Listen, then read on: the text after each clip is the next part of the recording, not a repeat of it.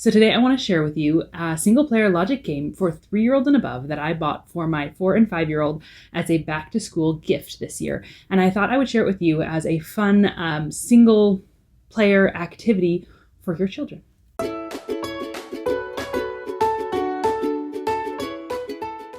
Hi, welcome. Thanks for joining me today. So like I said, I bought this as a back to school gift for my children, and they have been loving it. It's pretty simple. I would say my 4-year-old has to think about it a little bit. My 5-year-old definitely the easier levels she has. I think the above levels will be a little harder, but it has several levels, and it is called Safari Park Junior, and it is by Smart Games, and they have a ton of different games, puzzle games, for ages 3 through adult, just depending on the puzzle. So this one is definitely preschool, kindergarten aged. The upper levels don't really challenge you as an adult, whereas some of the games do kind of have levels that would challenge you as an adult. This is definitely not so much for that. But my kids do love it, and it's fun. And so I thought I would share it with you today, just kind of as an activity idea, even something that you could sit a younger child down with to do while you're working with an older child, because it's pretty self-explanatory once they've done it a few times. So let me turn the camera around and just kind of show you what the puzzles consist of and how they work. So here we have it. It comes in a nice little box, and inside we have a few pieces. It has just a little, information manual.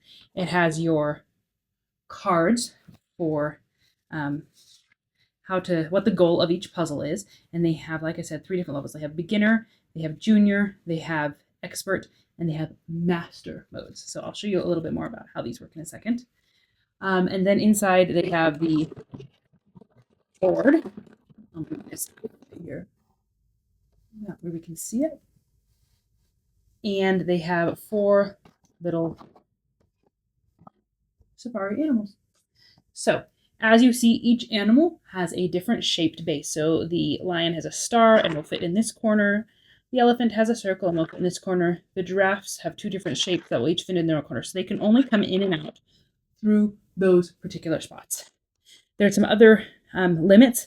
The lion is unable to turn through the water. Pete won't allow it to. Pull that out.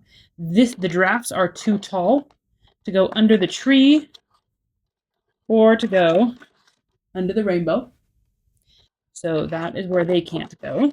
So they have to find a way around. And the elephant is too fat to go through the bushes or to go through the rocks. So those are kind of the limitations of each. So at its basic, and I won't do, so basically the way the levels work is the starter level is just 1 animal, junior level, just 2 animals at once. Expert level, I guess not entirely. I thought expert level kind of introduces 3, and then master often uses all 4. And that's not exclusively how it works, but that seems to be a little bit of it. So I'm going to just pick one here to show you just kind of the basics of how this would work. So we'll pick a junior, and we'll just kind of walk through. So the idea is that when you're done with the board, you want to be able to see that image. Now for this particular one, you would be looking at the board like this, so that you would see the tree like this. So just to make it easy, so we put a piece in. The line can only start at the star. It can't go through the water, so we can go, around here, and it's going through the trees. So if you looked at it from the side angle, you would see it through the trees. And the elephant starts here. So it can't go around here. So I put the lion in wrong, right? Because if I go through here, if I put these in the wrong sequence, then it's going to push the elephant through, and that's not right. So what I got to do is the elephant go around again. So the elephant's going to come through the trees, turn around and face the trees, and then the lion has to go back around and come through. And that will be the side shot that you're looking for. So different ones are more or less advanced. I guess elephant can't go through there. Take these out. And you have to think sequentially a little bit. Like I said, none of these are terribly hard as an adult. So none of them are going to be massively challenging for you. But for a child, it makes them think through, oh, how do I get them around to where I want them? And in the order that I want them, I have to put this one in first, this one in second. I have to make them face the right ways as I'm doing it. I could try to do a slightly harder one. Let's see. Put this back so I don't lose lose where it was. I think it was right in here. Oh, and they're double-sided. They have ones also on the other side. But if I challenge myself to a, I don't know, to a master, sure, why not? So I know the giraffes can't go through, so they have to come in on. And you pay attention to which side of the rainbow. The rainbow is red, so I'm going to turn this around again, just so it's facing the same way, kind of for my brain. And we need a giraffe first, so let's get a giraffe in here, facing away. And then an elephant facing this way.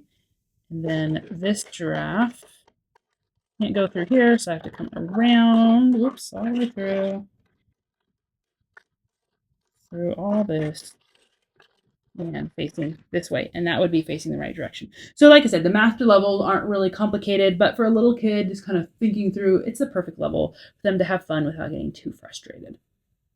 So that is Safari Park Junior, and my children have really enjoyed it. It hasn't been way too hard, although we haven't made it past the beginner level. They haven't played it extensively yet. They played it our first day of school, and I want to pull it out for them to play again and just enjoy. I love games that challenge their brain, that make them use a little bit of logic, and that just kind of start getting them in that puzzle mode.